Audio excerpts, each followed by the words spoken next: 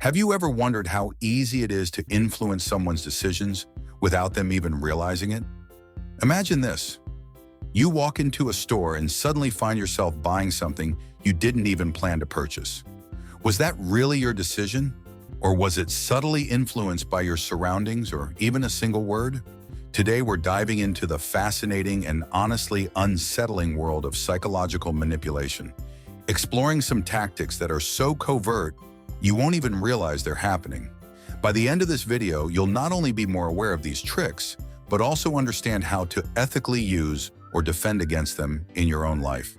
If you haven't subscribed to our channel yet, make sure you do so now, so you don't miss out on any future videos. Let's start with a story that might make you rethink some of your past decisions. Picture this. A well-dressed man approaches women in a shopping mall, asking for their phone numbers. Naturally, many women are hesitant, but interestingly, a surprising number say yes, especially when he stands near a flower shop. Why? It turns out the association of flowers with romance subconsciously sways these women to view the man more favorably. The most surprising part? When asked, the women insisted the flowers had nothing to do with their decision. They were sure they made a conscious choice, but in reality, their environment had already influenced them. In another experiment, researchers tested a similar concept using a different prop. This time, a man approaches women on the street, but there's a twist. He's carrying a guitar case. The result? His success rate skyrockets. Why?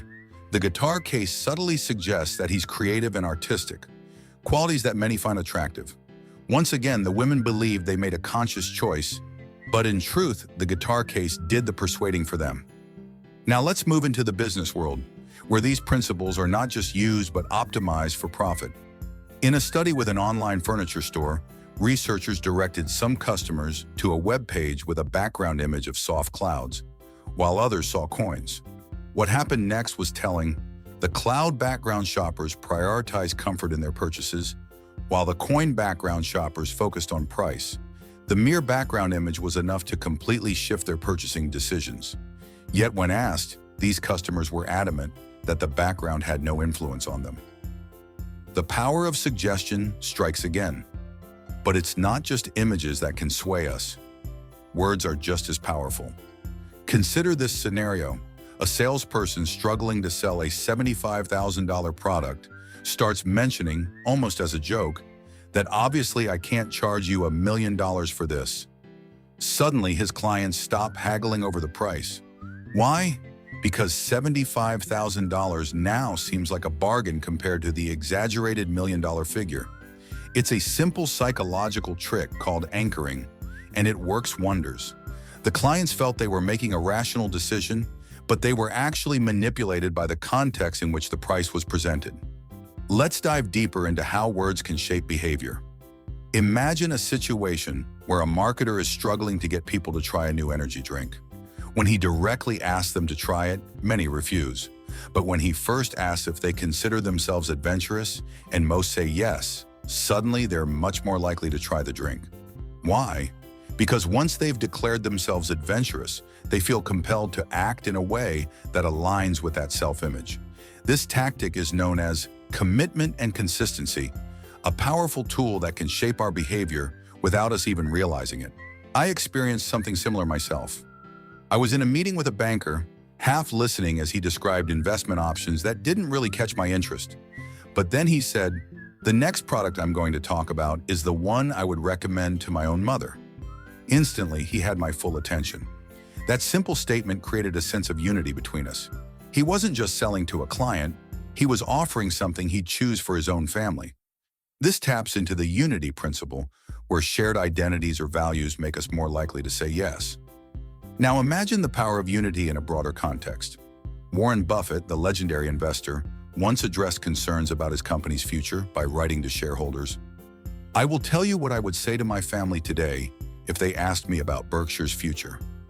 With that one line, he transformed his relationship with shareholders from a purely business one to a familial bond, dramatically increasing trust and confidence in his leadership. This is the power of unity in action. But the impact of these psychological tricks isn't limited to adults. In a fascinating experiment in Belgium, researchers showed a group of 18-month-old toddlers images with different backgrounds. When the background featured two people standing close together, the toddlers were 3 times more likely to help the researcher who, accidentally, dropped items on the floor, compared to when they saw a person standing alone or 2 people standing apart. This experiment highlights just how deeply ingrained these cues are in our psychology, even from a very young age. Let's add one more interesting story from the business world to show you how these tactics can work in real life. Imagine a car salesman trying to close a deal. He knows that customers often hesitate because of the financial commitment. Instead of focusing on the price, he begins his pitch by saying, "I know buying a new car is a big decision, but imagine how you would feel driving this car on your favorite trip tomorrow morning." This simple shift from financial commitment to the positive feelings of owning the car helps the customer focus on the joy and comfort the car will bring, increasing the likelihood of making the purchase. This example uses the principle of priming, where we create a certain emotional state or mindset before presenting the main offer.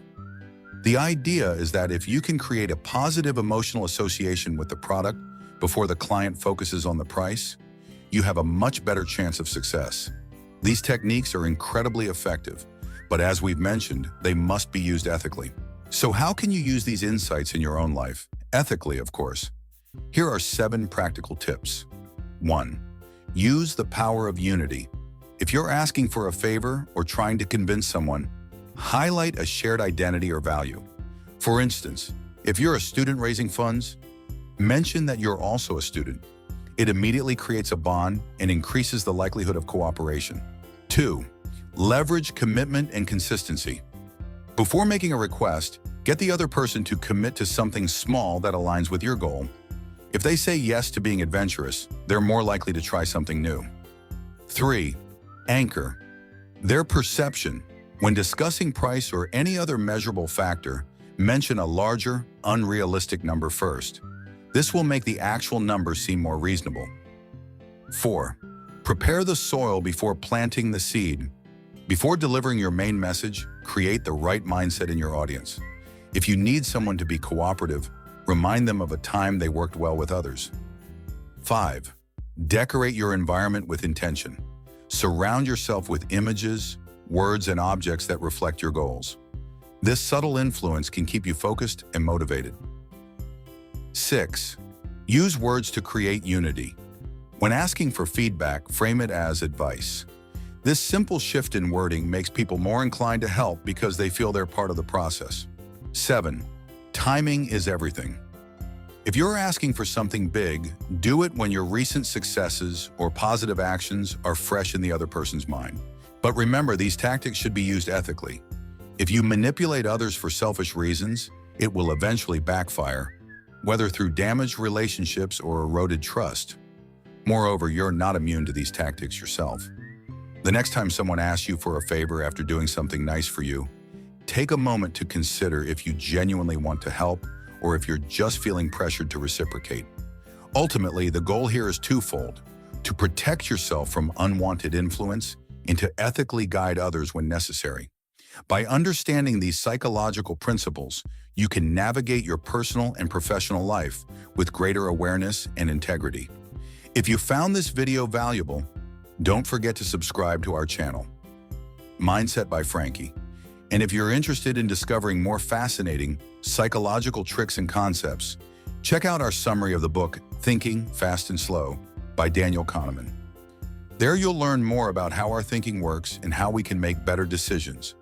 Thanks for watching, and until next time, stay curious and stay aware.